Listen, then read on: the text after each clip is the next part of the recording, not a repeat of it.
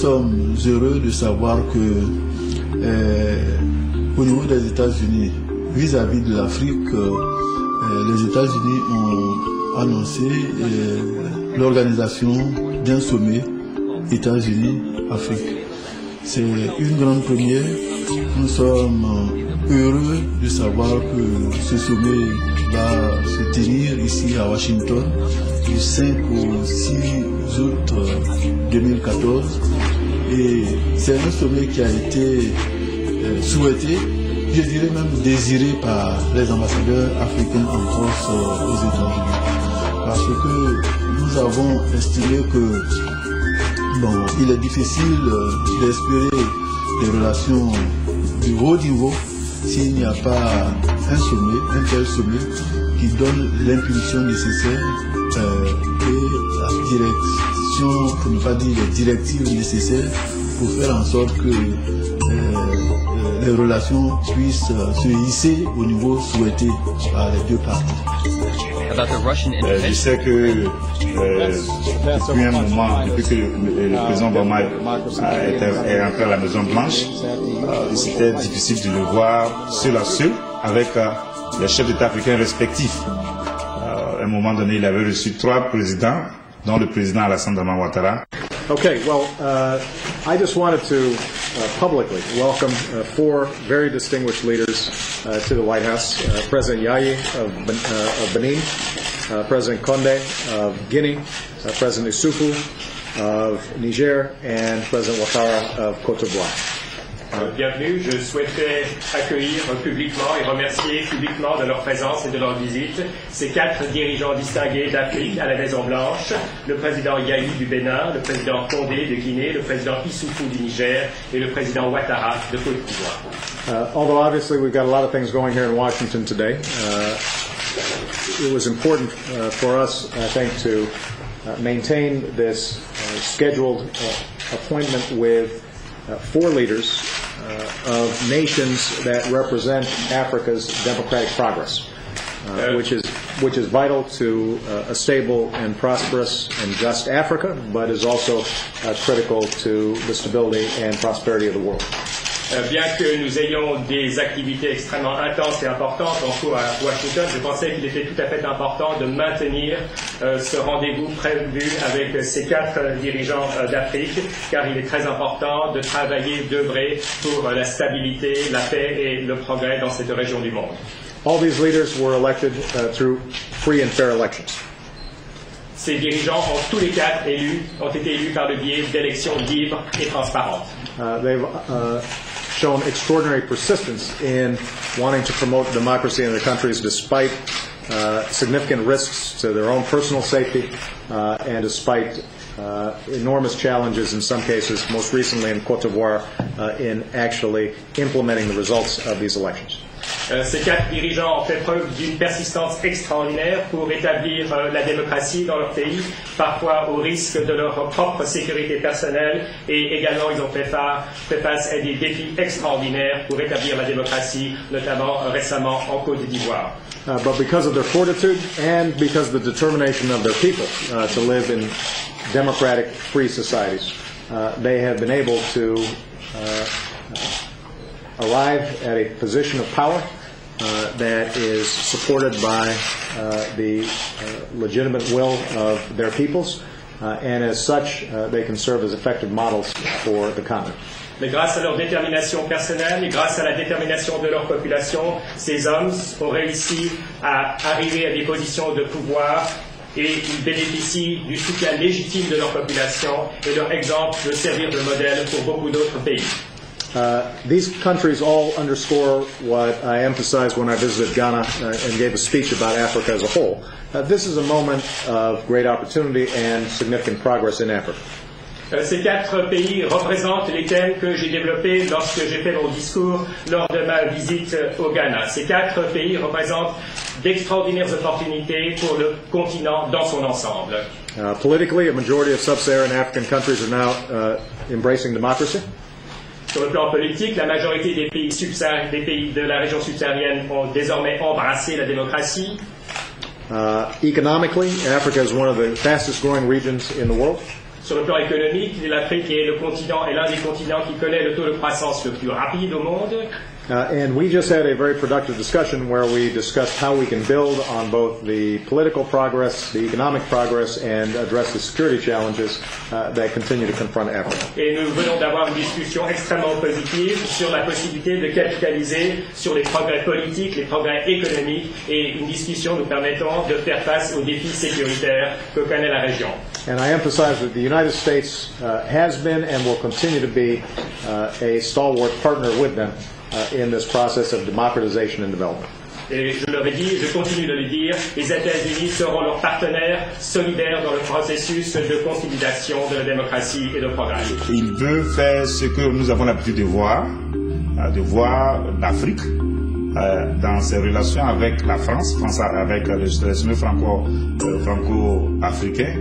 Je sais qu'à un moment donné, les Chinois, eux aussi, avaient engagé ce genre de sommet. Lorsque l'annonce de ce sommet a été faite par les autorités américaines, notamment le président Obama, en tout cas les ambassadeurs africains en poste aux États-Unis ont fait part de leur satisfaction.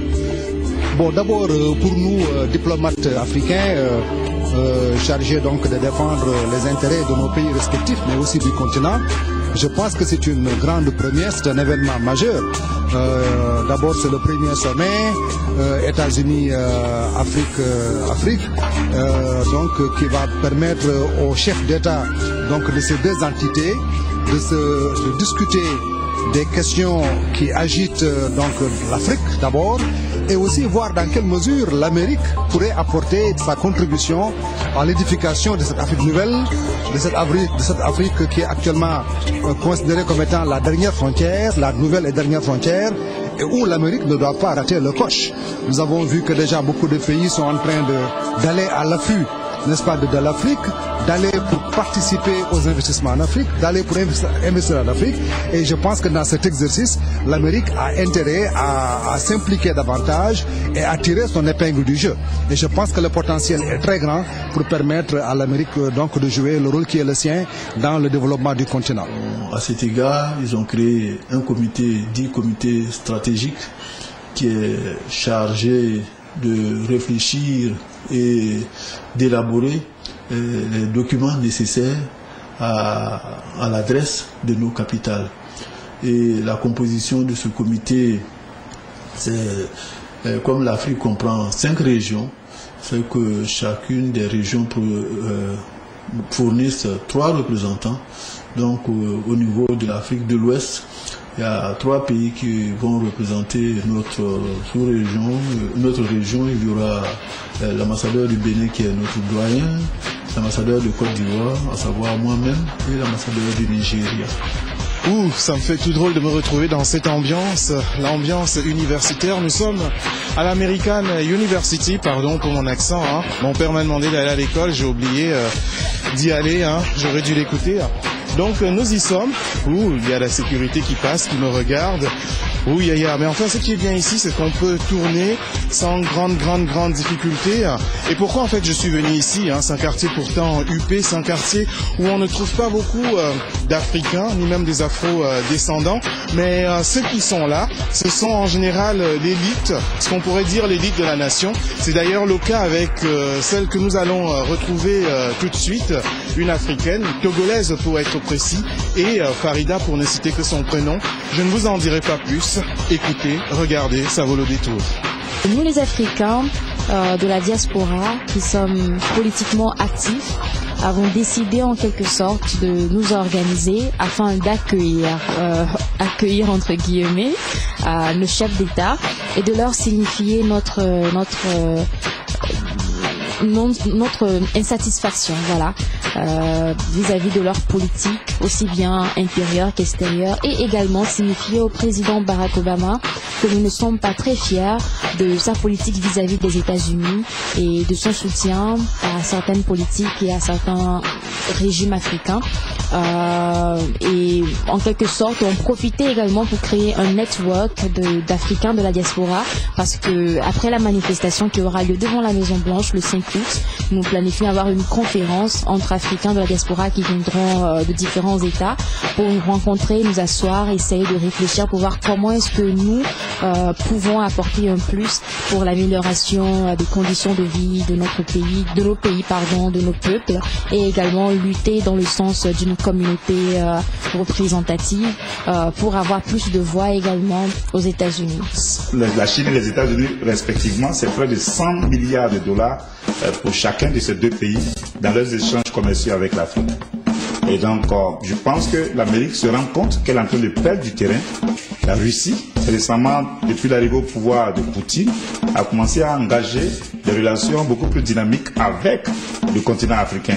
Même si ce n'est que le 5e du volume commercial de la Chine avec l'Afrique ou des États-Unis avec l'Afrique, c'est autour de 20 millions de dollars selon certains documents. Et on sait aussi que l'Union européenne, ou particulièrement la France, a fait tout ce qu'elle peut afin de maintenir sa dominance dans ce qu'on peut considérer comme sa chasse gardée. Si les Africains ont quelque chose à gagner, je dirais oui. Les Africains ont beaucoup à gagner dans le sens où les États-Unis ont énormément à offrir en termes d'éducation, de formation. Ils demeurent toujours l'un des pays ayant le plus grand nombre de scientifiques, le plus grand nombre de spécialistes aussi bien dans le secteur académique, politique, économique, etc. Et nous pouvons apprendre d'eux, nous pouvons apprendre de leur savoir-faire et gagner de leur formation, etc. Mais je dirais que, vous savez, toutes les approches ou bien toutes les démarches du gouvernement américain sont motivées par la sécurité nationale. Et la sécurité nationale, elle repose sur 4 P, à savoir le pouvoir, la prospérité, les principes et la paix.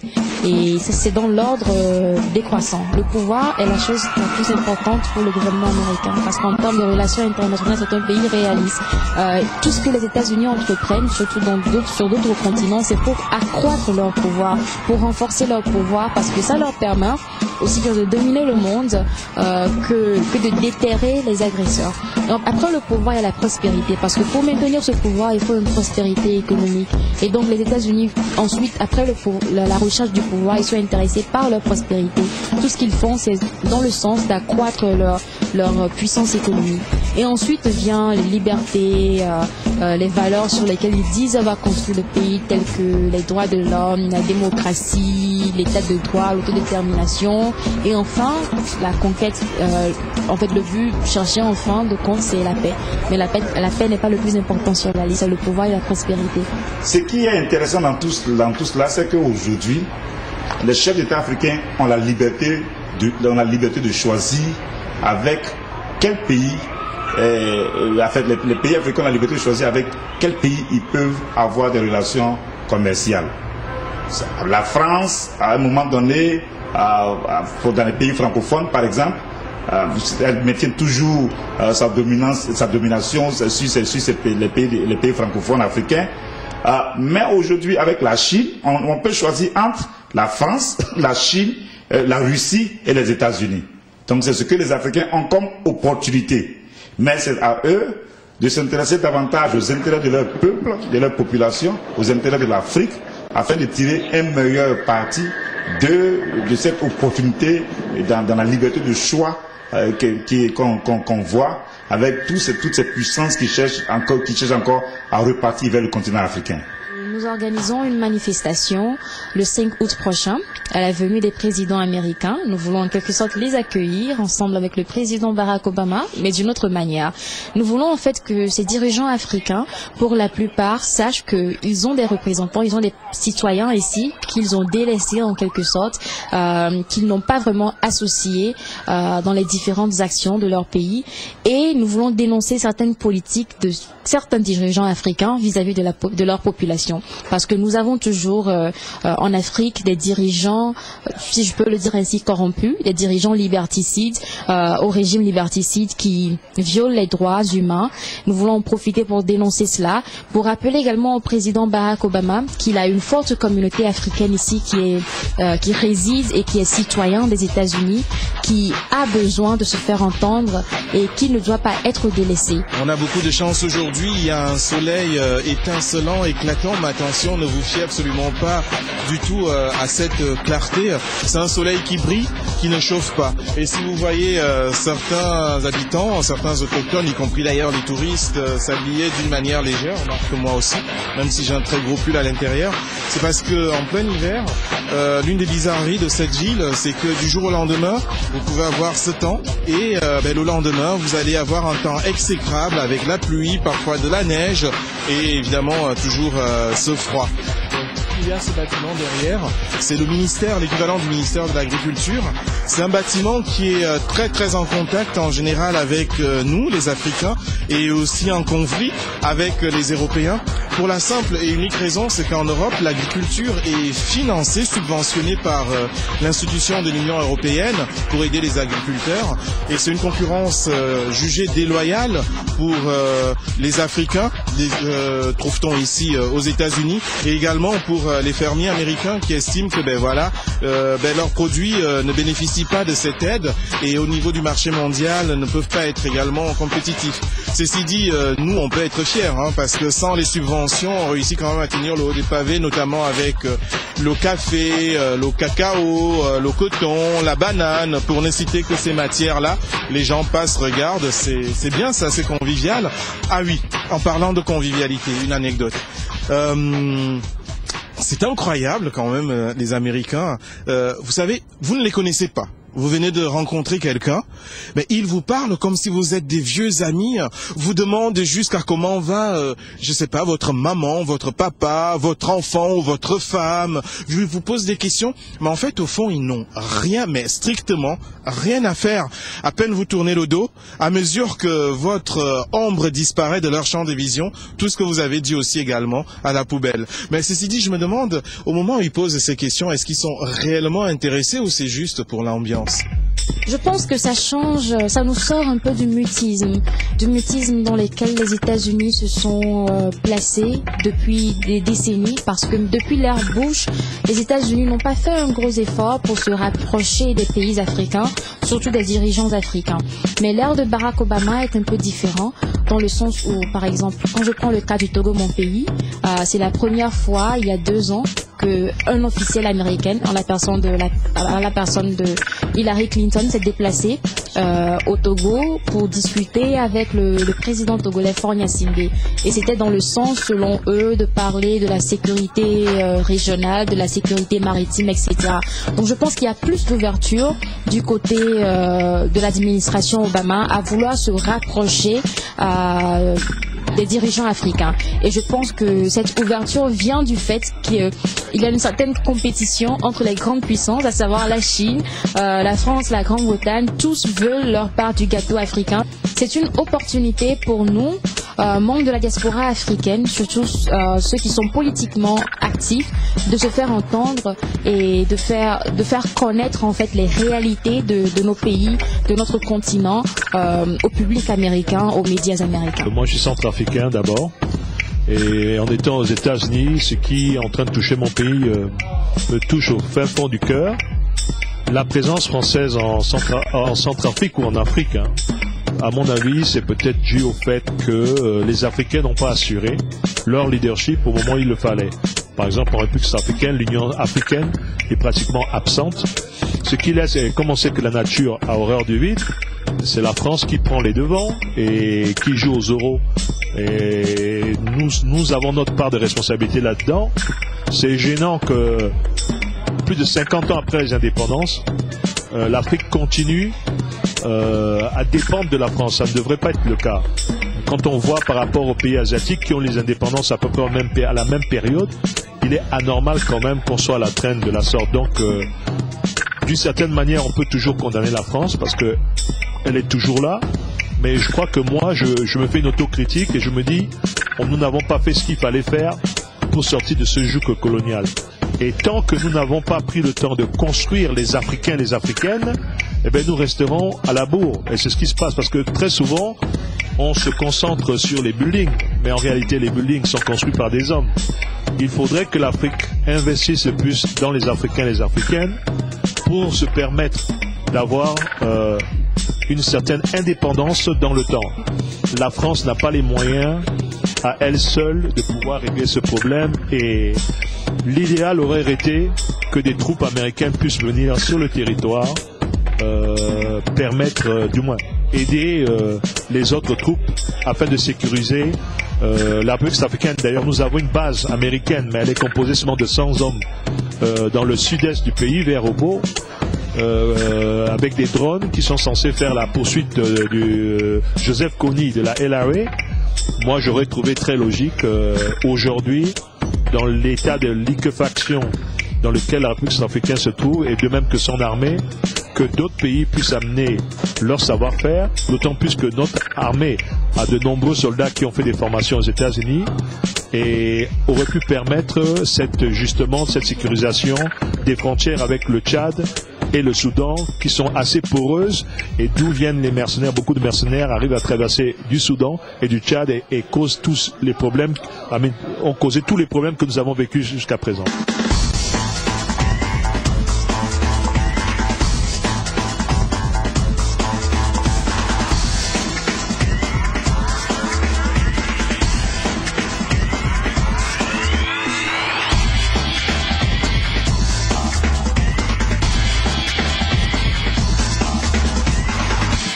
Les États-Unis, c'est un pays d'opportunité, un pays de rêve. Parce que bon, moi qui venais de la France, qui était on était des sapeurs, partisans du moindre effort. Ici, quand tu arrives, il faut travailler dur. Tu dois travailler dur, il n'y a pas de complexe. Si tu es partisan du moindre effort, tu ne peux pas réussir aux États-Unis. Retrouvez le journal.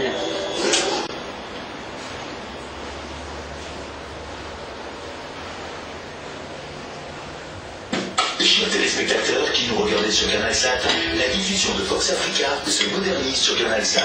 Pour continuer à recevoir nos programmes, vous devez utiliser le matériel compatible. Voilà, le maquis s'appelle le maquis La Bourgeoisie, est tenu par la sœur Marcel Bré, sur le coin des rencontres de toute la diaspora africaine, et qui veut être toujours connecté à la nourriture africaine. It's really good organic frozen yogurt, pretty healthy, a lot of fruits in here. That'll be just $5. Bottle of water? There we go.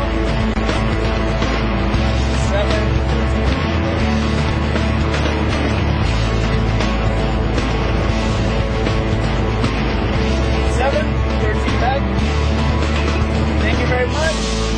How do I say thank you? Merci.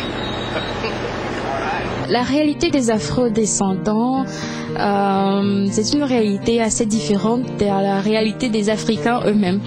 Ils sont nés ici, ils ont une histoire assez douloureuse. Ils sont les descendants de ceux qui ont été arrachés à l'Afrique durant la période de l'esclavage, de la traite négrière. Ils se sont énormément battus pour avoir certains droits. La liberté totale, ils ne l'ont pas toujours acquise, mais l'effort est fait continuellement au sein de la communauté pour améliorer leurs conditions de vie. Bon, c'est sûr qu'il y a une différence culturelle. C'est vrai qu'on pourrait avoir la même peau, mais il y a une grande différence quand même, dans la mesure où l'homme est le produit de sa société et l'homme est le produit de sa culture. Et la culture nord-américaine a cette particularité, et la culture africaine a cette particularité. Donc dans la logique d'une vision panafricaine, nous nous retrouvons au nom du fait que nous tous nous sommes liés au continent africain, mais il y a quand même divers types de différences à l'intérieur de cette diaspora que j'appelle diaspora globale africaine. Il faut dire que le premier problème qui se pose au sein de la communauté afro-américaine, c'est celui de l'éducation. Ils sont un tout petit peu indirectement exclus des sphères des études supérieures, ce qui fait que le taux d'afro-américains inscrits dans les universités est beaucoup plus bas que celui d'autres communautés, même des communautés africaines qui sont arrivées ici. Et en dehors de cela, il y a le problème de la délinquance juvénile, car moins les gens sont éduqués, plus ils ont tendance à commettre des crimes, parce qu'ils ont des difficultés à trouver de bons emplois, ils ont des difficultés financières, ils tombent facilement sous la pression des jeunes, de la pression des autres dans la société, c'est la drogue, les abus. Et donc la réalité que je peux en quelque sorte résumer, c'est une réalité douloureuse, pénible. Le quartier le plus pauvre de Washington, c'est Southeast. Washington DC, Southeast. L'un des quartiers les plus pauvres de la région métropolitaine de Washington DC. Et aussi là où il y a le plus fort taux de criminalité. Taux de criminalité, qui a permis à la ville de Washington d'être pendant longtemps leader de la criminalité aux États-Unis d'Amérique. Et autre record tristement célèbre pour un pays occidental. Le taux de natalité est très élevé dans cette partie de Southeast. À 15 ans, 16 ans, 17 ans, ils ont des enfants, 2 ou 3 enfants. Et également, très tôt, ils sont grands-pères, grand-mères. Très tôt, ils sont grands-mères. Mais il y a beaucoup ici qui sont en prison. Voilà. La plupart sont en prison parce qu'à l'âge de 14-15 ans, les crimes des jeunes américains.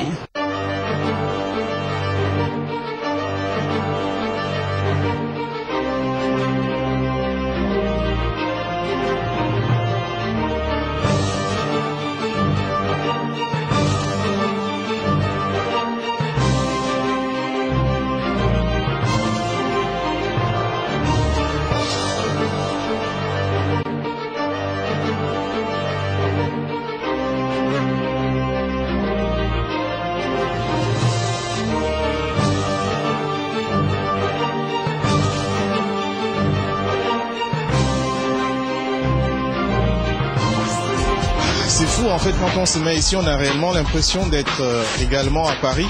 Pour ceux qui connaissent, on a la version américaine des Vélib ici, voilà, où avec un badge, abonnement annuel, on vient, on prend le vélo, on fait le tour et on trouve des bornes. On a par exemple aussi le bus à toit ouvert qui fait le tour des principales représentations de cette ville, les représentations emblématiques. Donc à ce stade de l'émission, je voulais tout simplement vous montrer ça parce que quelque part c'est certes anecdotique, ça fait aussi une transition entre ce que vous venez de voir et la suite de cette émission que nous consacrons à la population africaine qui vit ici à Washington. Bien sûr, comme on vous l'a dit dès le départ, on ne va pas faire le tour de tout le monde, hein. C'est extrêmement difficile de couvrir l'ensemble. On a décidé, il y a également des excités exactement comme à Paris, hein. Je ne suis absolument pas du tout dépaysé. Écoutez, ce que je vous propose, c'est qu'on continue l'émission.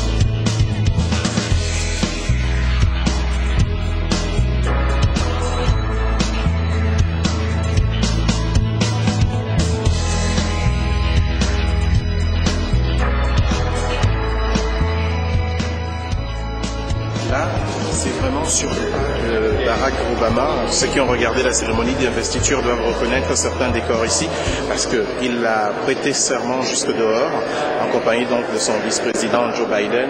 J'essaye de faire vite parce que malheureusement une caméra professionnelle c'est interdit ici, mais vous le savez, pour Regard sur l'Afrique, on essaye de prendre des risques pourvu qu'on n'arrête pas et que je reste ici en prison parce qu'il y a parfois des peines jusqu'à 300 années de prisonnement ici.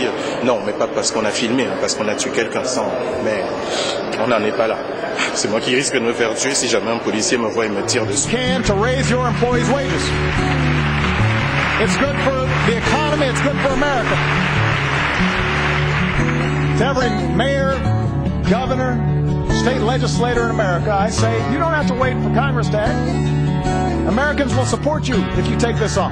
Parce que nous sommes aussi en Amérique. Moi, je suis venu ici et j'ai vu des choses. Et quand j'ai eu le privilège d'être président de la transition de la communauté ivoirienne de Virginie, D.C. et Maryland en 2010, donc j'ai fait un discours où j'ai dit publiquement, devant les caméras, ce que je n'arrivais pas à comprendre dans le fonctionnement de la diaspora ivoirienne. Un élément essentiel est celui-ci, et je pense que c'est la même chose en France. Vous pouvez voir les membres de la diaspora ivoirienne aux États-Unis se rencontrer une nuit pour organiser des funérailles pour un parent d'un membre de la communauté ici, qui est un parent qui est mort au pays ou un Ivoirien qui décède ici. J'ai vu de mes yeux des gens mettre ensemble une nuit 32 000 $, 25 000 $. Il y a eu même un moment donné, je crois il y a 3 ans de cela ou 4 ans, je ne sais plus, où il y a eu 3 Ivoiriens qui étaient décédés. Et puis donc il y avait un, je crois, à Atlanta, puis un ici, et puis quelqu'un, je ne sais pas si c'est à New York ou New Jersey. Mais dans cette période-là, quand on compte l'argent qui a été mobilisé par les différentes communautés ivoiriennes dans les 3 villes, c'était à peu près 80 000 $. Mais vous appelez les mêmes personnes en dehors des funérailles et vous leur demandez de mettre de l'argent ensemble pour mettre sur un fonds, par exemple pour amener des gens à l'école. Si vous réussissez à avoir 1 000 $, 2 000 $, est-ce que vous savez que c'est un miracle? Ça là, je ne peux pas comprendre ça. Parce que nous, on devait être différents de ceux qui sont au pays. Ça veut dire que nous sommes venus ici avec nos réflexes culturels. Et donc, ça c'est le premier élément. Deuxième élément, c'est que ce que nous essayons de faire, quand on parle du panafricanisme, il y a comme une sorte de... il y a une américaine qui travaille à Human Rights Watch qui a dit une expression qui m'avait vraiment plu. Où elle parlait d'une culture, a culture of low expectations. Les gens sont tellement sceptiques, désabusés, ils ont perdu espoir, à tel enseigne que les gens ne peuvent pas élever, c'est-à-dire les valeurs. Donc un Africain irait à une rencontre avec un autre Africain, il arrive en retard et il estime que c'est normal, sans même appeler pour dire bon, je suis en retard. Et donc cette culture de bas standard, on estime que c'est comme ça que nous devons fonctionner. Or, dans l'Afrique que nous voulons changer, comme Gandhi l'a dit, nous-mêmes nous devons être les agents de ce changement-là. Ça veut dire que nous devons nous-mêmes changer d'abord avant de pouvoir faire partager ce changement-là à ceux qui nous entourent ou encore à ceux qui sont en Afrique.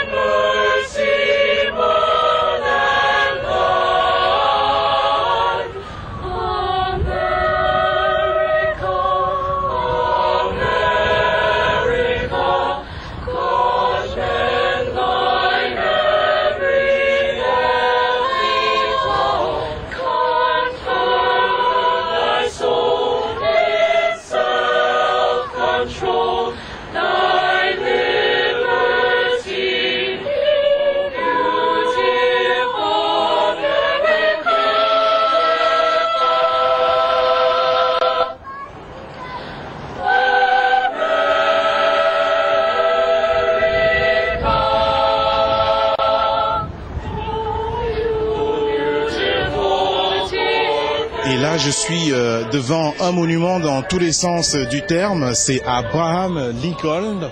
Abraham Lincoln, le premier président donc des États-Unis d'Amérique qui a libéré le peuple américain dans son universalité, dans sa diversité. C'est lui qui a signé le texte.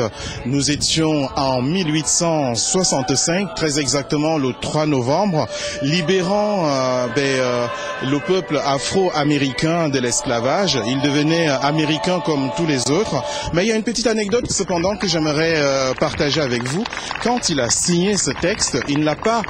Bien sûr, certes, il avait des convictions d'égalité entre le peuple, mais il ne l'a pas fait par une forte motivation identitaire, une forte motivation égalitaire entre les différents Américains. C'est parce que les esclaves au sud des États-Unis, ces États qui pratiquaient encore l'esclavage, promettaient aux Africains américains qui se battaient pour le sud la liberté. S'ils se battaient, tuaient les nordistes et sauvaient leur vie, ils avaient la liberté et cela motivait beaucoup. Donc pour couper l'herbe aux pieds, Abraham Lincoln, ici présent, a décidé donc de se battre, de militer pour abroger cette loi sur l'esclavage et ainsi ne plus donner du champ, sans mauvais jeu de mots, aux sudistes qui exploitaient leur main-d'œuvre africaine.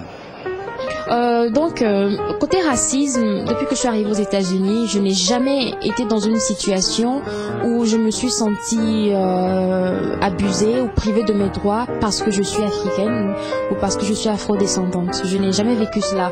Je n'ai jamais vu les gens également se méfier de moi, être un peu méfiant, vis-à-vis de ma personne parce que je suis afrodescendante. Par contre, quand je suis allée en France en 2011, je me rappelle que c'était la première fois où je me suis sentie extrêmement différente, où j'avais des préjugés vis-à-vis des autres, parce que quand je vais dans un magasin en France, j'ai l'impression que je sens ne pas vraiment être la bienvenue. Il n'y a pas cette convivialité que je ressens quand je rentre dans les magasins ici, et j'ai pensé plutôt que c'est parce que j'étais africaine. Parce que dès que je commence par parler anglais et que je dis que je viens des États-Unis et qu'ils sentent que je suis peut-être américaine, le temps change, le sourire également s'affiche sur les visages, la curiosité apparaît. J'ai l'impression que les gens me donnent plus de considération et me respectent plus en tant qu'américaine qu'ils ne me respecteraient en tant qu'africaine. Mais quand on me voit à première vue, on voit une africaine, totalement j'ai l'impression qu'on l'ignore, on zappe. Parce que quand on parle de racisme, on entend, c'est-à-dire parce qu'on entend une certaine discrimination de quelqu'un par rapport à quelqu'un d'autre sur la base de la race. C'est quand les gens parlent du racisme. Mais le racisme, c'est une théorie de la supériorité d'une race par rapport à d'autres races. J'emploie ce mot exprès pour que vous voyez ce que je vais dire. Par contre, tu me dis que le racisme en tant que théorie et en tant que concept a été structuré de telle sorte que les Occidentaux ou les Blancs ont pensé qu'ils étaient supérieurs à d'autres et qu'ils devaient leur apporter la civilisation. Et donc c'est eux qui ont... Donc tout ce qui a été fait, que ce soit l'esclavage, la colonisation, et l'apartheid et bien d'autres systèmes, c'est sur la base du fait qu'il y a une race qui considère qu'elle est supérieure à d'autres races, et si donc les autres on leur dénie le droit, l'essence et de l'essence humaine, donc cette race-là peut subir tout n'importe quoi.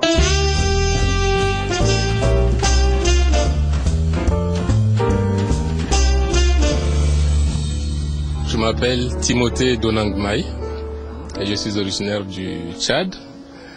Je suis du Tchad, mais en fait j'ai grandi à Garoua, dans le nord du Cameroun, précisément à Rumdiadia, un quartier qui est connu un peu partout en Afrique à cause du Coton Sport qui a son terrain d'entraînement là-bas. Donc j'ai grandi à Garoua, après j'ai étudié à Yaoundé, à l'école de journalisme,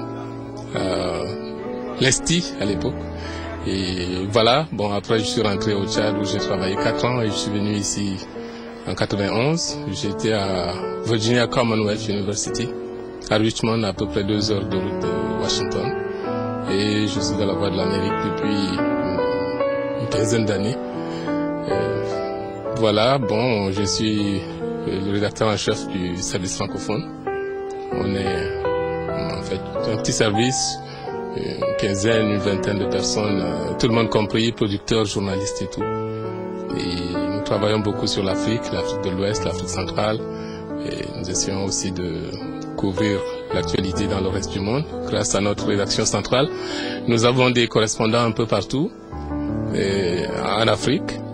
Et bon, au plan partenariat, nous avons des stations partenaires au Cameroun, au Tchad, en Afrique de l'Ouest. Nous avons depuis quelque temps nos propres fréquences à Abidjan, en Côte d'Ivoire, Ouagadougou, au Burkina Faso, et plus récemment N'Djamena au Tchad et Bangui en RCA.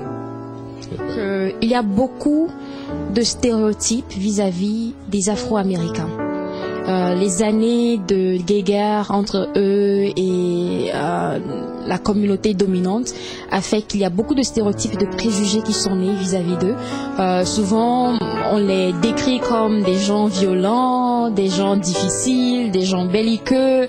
Ce n'est pas toujours vrai parce que j'en connais beaucoup. Je dirais même que tous ceux que je connaisse d'ailleurs ne sont pas violents, belliqueux et difficiles comme on le dit. Mais ces stéréotypes font que les gens se méfient d'eux.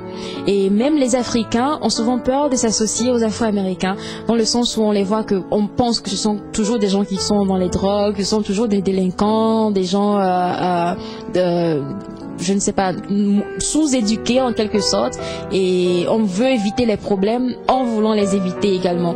Donc les stéréotypes que les États-Unis ont maintenus en quelque sorte au fil des siècles sur les Afro-Américains sont inculqués aussi aux immigrants dès qu'ils arrivent, qui font que les Africains ne sont pas trop proches des Afro-Américains. C'est pas une règle générale, mais c'est ce qui se passe souvent. Et nous les Africains, nous sommes mieux d'ailleurs regardés que les Afro-Américains. Alors un des lieux incontournables pour tout Afro-descendant qui se respecte lorsqu'il vient ici à Washington, c'est exactement ici. Vous l'avez reconnu en regardant ce monument, Martin Luther King, l'un des premiers symboles donc de l'émancipation du peuple afro ici même aux États-Unis. D'ailleurs, son combat lui a coûté la vie. Il a été assassiné pour ses idées. Un des discours phares que l'on retient, c'est toujours le I have a dream. Ce que je propose, c'est de remonter le temps et de pouvoir suivre concrètement à travers les images d'archives ce qui s'est passé et comment ce monument est arrivé ici. Un monument qui fait cependant la controverse auprès d'une partie de ses amis qui ne supportent absolument pas du tout qu'il soit représenté les mains croisées, synonyme de fermeture, alors que lui-même est un homme d'ouverture d'esprit. C'était il y a 50 ans, le 28 août 1963, à Washington. Ce jour-là, sous le regard tutélaire de Lincoln, un jeune pasteur noir prononce un discours historique, une étape fondamentale dans le combat pour l'égalité des droits civiques en Amérique.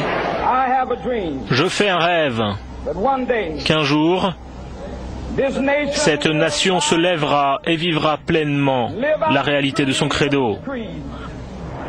Quand Martin Luther King prononce ces mots, l'esclavage a été aboli près d'un siècle plus tôt par le président Lincoln en 1865. Mais en réalité, dans de nombreux États, les Noirs sont encore des citoyens de seconde zone. Le Ku Klux Klan fait régner un climat de terreur pour les populations noires et les lois raciales sont omniprésentes. Rien qu'ici à Washington, il n'y avait aucun restaurant dans cette partie de la ville où j'aurais pu aller manger, ni mes parents. Aucun hôtel dans cette partie de la ville n'aurait accepté les Afro-Américains. Aucun des hôpitaux n'aurait accepté des patients afro-américains. Il y avait un petit endroit de la ville où il y avait des banques et des magasins, et c'est seulement dans ces magasins-là que les Afro-Américains pouvaient essayer des vêtements. Mais la résistance à la ségrégation s'organise, notamment dans les églises baptistes. En 1955, dans l'Alabama, un État du Sud très divisé racialement, la militante des droits civiques, Rosa Parks, est arrêtée parce qu'elle a refusé de céder sa place à un passager blanc dans un bus de Montgomery. Encore inconnu, Martin Luther King lance alors une vaste campagne de boycott des bus. Elle durera 1 an. Rosa Parks devient une icône du mouvement. La Cour suprême casse les lois ségrégationnistes dans les bus de l'État. Le point de départ des actions non violentes initiées par Martin Luther King. Elles vont se multiplier. Marche, boycott des entreprises qui pratiquent la discrimination. En 1963, à Birmingham, une page se tourne. Au mois de mai de cette année-là, à Birmingham, en Alabama, le mouvement pour les droits civiques est devenu de plus en plus fort. Les élèves des écoles et aussi les étudiants ont rejoint les protestations. C'était aussi l'aube de la télévision, non seulement aux États-Unis, mais partout dans le monde.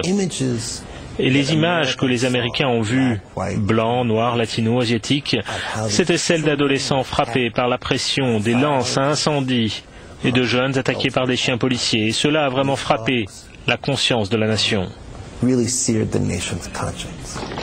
Une bataille a été gagnée à Birmingham. Et ce 28 août, c'est une marée humaine qui participe à la marche de Washington pour l'emploi et la liberté en soutien au président Kennedy, partisan de nouvelles lois civiques. Luther King n'a pas rêvé ce jour-là que JFK serait assassiné peu après. C'est Lyndon Johnson qui signera le Civil Rights Act en 1964. Le texte déclare illégale la discrimination reposant sur la race, la couleur, la religion, le sexe ou l'origine nationale. Mais le climat se radicalise, des émeutes raciales éclatent dans le pays. Martin Luther King est assassiné le 4 avril 1968 dans un hôtel de Memphis, Tennessee, par un ségrégationniste blanc. Le président Johnson déclare un jour de deuil national. Cela n'empêche pas la colère d'éclater, des émeutes raciales parcourent tout le pays, faisant de nombreux morts. Aujourd'hui, les victoires politiques obtenues par Martin Luther King sont inscrites dans l'histoire, mais pour certains, la lutte continue. Il s'agit d'un combat permanent. Beaucoup de gens maintenant peuvent s'inscrire sur une liste électorale et voter. Nous avons élu un homme de couleur président des États-Unis d'Amérique. Et certains me demandent si l'élection de Barack Obama est la réalisation du rêve de Martin Luther King.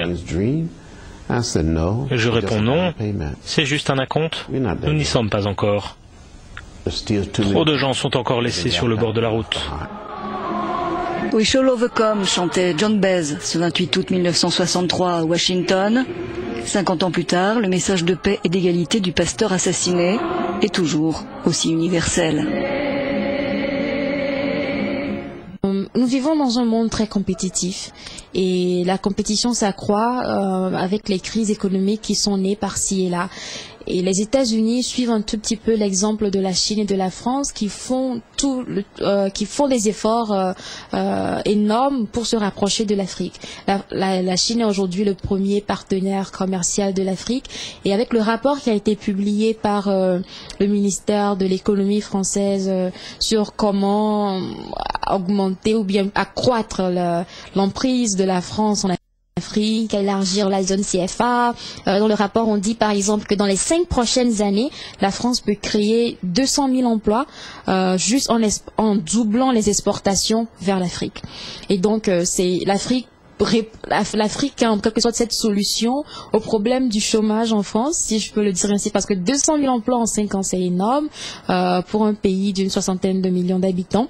Et les États-Unis savent également que s'ils ne font pas le nécessaire pour assurer leurs intérêts sur le continent, ils vont le perdre au profit des anciennes puissances coloniales telles que la France, la Grande-Bretagne et également de la Chine qui devient plus ou moins une autre puissance, je ne dirais pas forcément impérialiste, mais qui s'approche un tout petit peu d'une puissance impérialiste. Même au temps de la colonisation, il y a eu plusieurs colonies, plusieurs fédérations coloniales qui ont été créées. Les plus connues pour les francophones, c'était l'AOF et l'AEF. L'Afrique occidentale française et puis l'Afrique équatoriale française. La première était composée de 8 territoires et je crois que la deuxième était composée de 6 territoires. L'Afrique du Sud que nous connaissons, en 1910, a été formée avec la formation de 4 territoires après la destruction des royaumes d'Indébélé ou bien de Soto ou de Zulu en Afrique. La plupart des royaumes ont été, en Afrique du Sud ont été détruits et il y a eu les 4 territoires. Il y a eu, je crois, le Cap, il y a eu le Natal, il y a eu le Orange Free State et puis je crois qu'il y a d'autres territoires. Donc voici la réalité. Donc aujourd'hui, quand les Occidentaux décident, pour parler de la France, de donner l'indépendance aux pays africains et comprennent que pour pouvoir mieux les contrôler, il faut que chaque territoire de l'AOF et de l'AOF ait son indépendance de façon comment je dirais, séparée. Donc on ne peut pas dire que nous allons vivre de la façon dont nous sommes en train de vivre. Donc voilà pourquoi nous, même si on peut nous considérer comme étant l'ennemi du monde occidental, ce que nous ne sommes pas, parce que c'est de la prétention, nous parlons du panafricanisme et on essaie d'expliquer aux Africains et aux uns et aux autres que le salut de l'Afrique là ne peut pas se faire en dehors du panafricanisme. Et que le salut de l'Afrique là, tous les héros que nous avons connus, qu'on les appelle Malcolm X, qui a créé plus tard, je crois en 1965, l'organisation de l'unité afro-américaine, et qu'on parle de Martin Luther King, qui en 1957 est allé à l'inauguration de Kwame Nkrumah, et il a prononcé un discours, la naissance d'une nation. Dans ce discours, Martin Luther King, ou le sermon, développe des idées panafricanistes. Bon, W.B. Du Bois, qu'on connaît, qui a organisé les premiers 5 congrès du mouvement panafricain, ou tout à l'heure, ou encore Marcus Garvey qui a fait ce qu'on sait.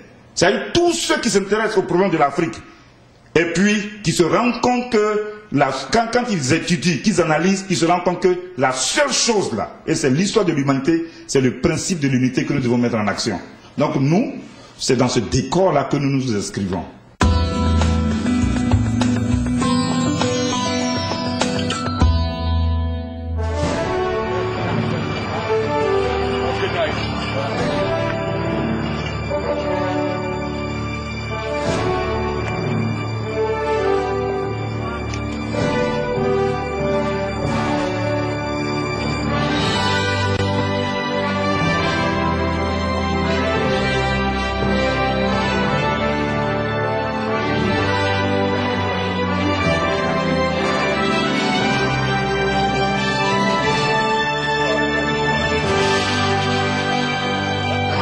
L'événement clé du Festival de la francophonie de Washington DC, c'est la grande fête de la francophonie qui a lieu chaque année à la mi-mars pour célébrer cet élan de solidarité entre les peuples francophones du monde. Chaque année, nous organisons donc un festival de la francophonie et la grande fête regroupe plus d'une trentaine d'ambassades de pays membres de l'OIF, l'Organisation internationale de la francophonie, qui viennent partager leur culture, particulièrement leur culture culinaire, avec le public avisé de Washington DC et de ses environs. Cela est une véritable fierté puisque nous sommes à Washington, dans la capitale fédérale américaine.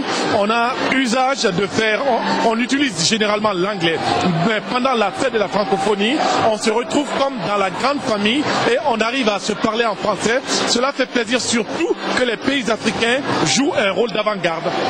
Généralement aux États-Unis, il y a une forte communauté malienne qui se retrouve principalement sur 3 villes, New York, Philadelphie et bien sûr Washington et sa région. Et il y a des étudiants qui sont là, il y a également des Maliens qui vivent ici depuis des années, qui travaillent et qui ont la double nationalité américaine et malienne. C'est bon, hein? C'est vachement bon. Oui, c'est pour ça que je dis, c'est super bon. Ici vous avez, je ne sais pas si vous voyez là, vous avez du poulet, des brochettes de poulet, et ça c'est des brochettes de la viande. Vous avez le claclo, on appelle ça claclo, c'est la banane écrasée. Et il y a des pastels de poisson. Il y a du poisson ici, du poisson frit. La tchéké qu'on a bien, la tchéké qui est le couscous du manioc. Et là c'est juste des vegetables, comme carottes, choux et consorts. Et ici vous avez le jus de passion, de la passion. Hibiscus flower, on appelle ça le jus de l'hibiscus, et ça c'est le jus de nyamakuji, le ginger. Et ça, ce sont les beaux photos comme on l'appelle en Côte d'Ivoire, et c'est les fried donuts, comme la friture de la farine. Alors on se rend compte que vraiment il y a beaucoup de pays africains qui sont là et la Côte d'Ivoire notamment est représentée avec un super grand stand et les produits locaux. Ces produits-là, où est-ce que vous les avez fait? Est-ce que vous avez fait venir du pays ou vous les trouvez ici? On les trouve ici. Le programme est très chargé, nous avons plus de 50 événements cette année à l'affiche du festival. Cela va des concerts de musique aux films dans les salles de cinéma. Nous avons également des ateliers sur des pays francophones. Il y a un atelier sur Haïti ainsi qu'un atelier sur le Québec qui est membre, lui, de la francophonie également. Vous savez que nous sommes là pour la journée de la francophonie. Et cette année, l'ambassade de Côte d'Ivoire, à travers son ambassadeur, son Excellence Diabaté, s'est bien illustrée. D'abord en organisant la remise des grands prix de la francophonie et en nous donnant le plaisir de faire venir le célèbre Bamba, l'humoriste ivoirien, qui va nous régaler ce soir. C'est à notre plaisir et tout ça au nom de la francophonie. Alors on voudrait remercier l'ambassadeur Diabaté. Je vous remercie. Mesdames, Messieurs, bonsoir. Et c'est avec plaisir que je suis parmi vous ce soir. Vous savez, on dit chez nous, penser à soi c'est une bonne chose, mais vivre sans penser aux autres, c'est un signe d'insociabilité.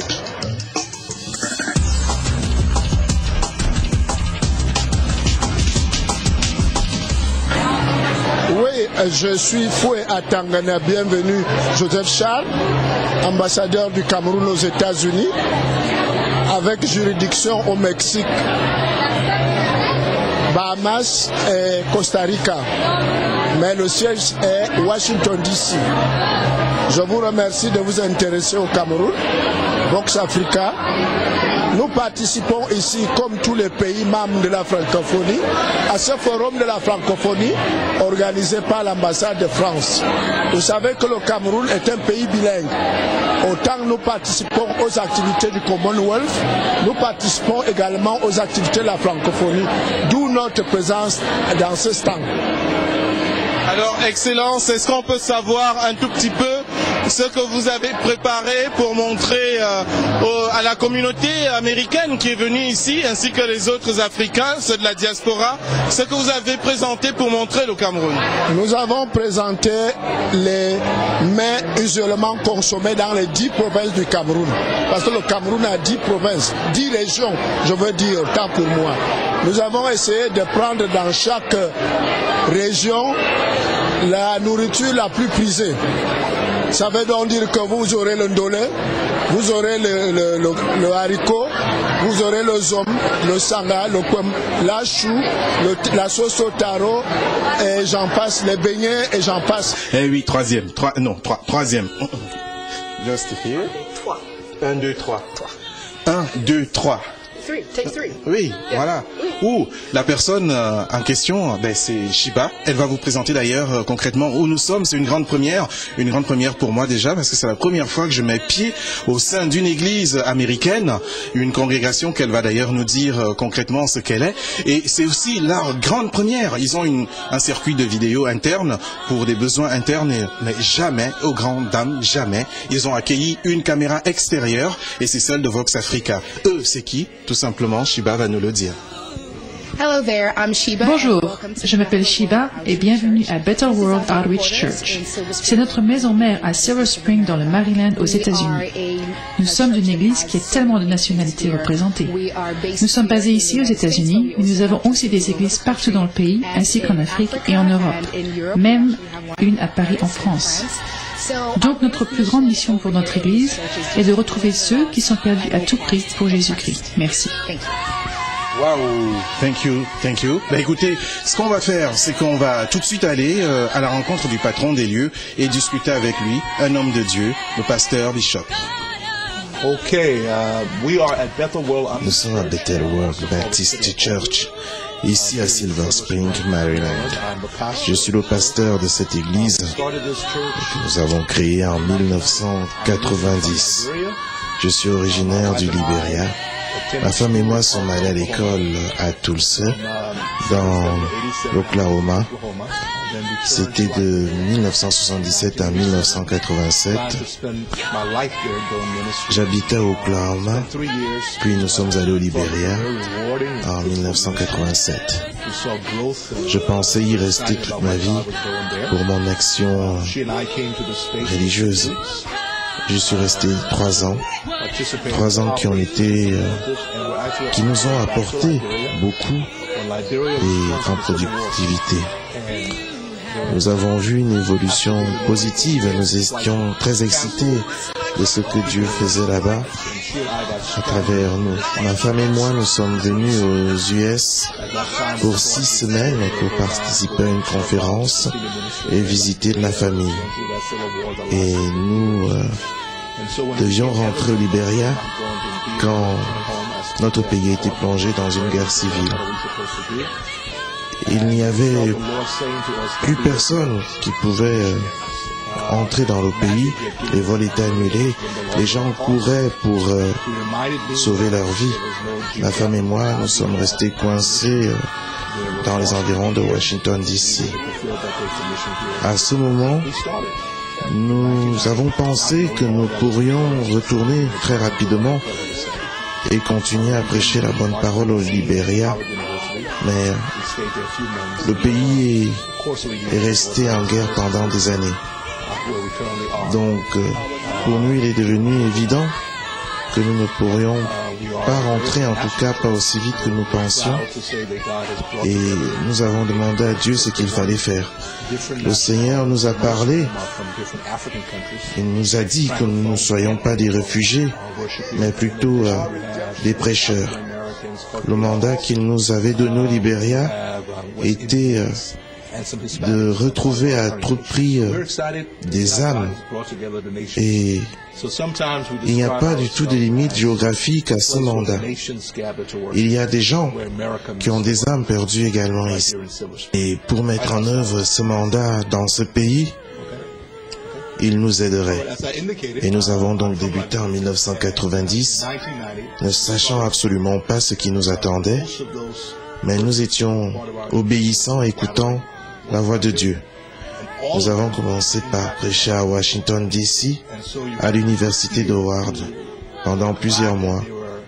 Puis, au bout d'un an, les pas du Seigneur nous ont guidés vers ce lieu où nous sommes maintenant, ici à l'avenue de Georgia. Nous sommes une église très internationale. Nous sommes fiers parce que Dieu a rassemblé ici plus de 51 nationalités différentes, dont la plupart sont des pays africains francophones et anglophones. Ils viennent ici, mais aussi il y a des Afro-Américains, des Caucasiens, des Indiens, des Hispaniques. Nous sommes très contents de voir comment Dieu a rassemblé des nations. Donc quelquefois nous nous décrivons comme le lieu où les nations se rassemblent pour prier et où l'Amérique rencontre le monde. Ici à Silver Spring,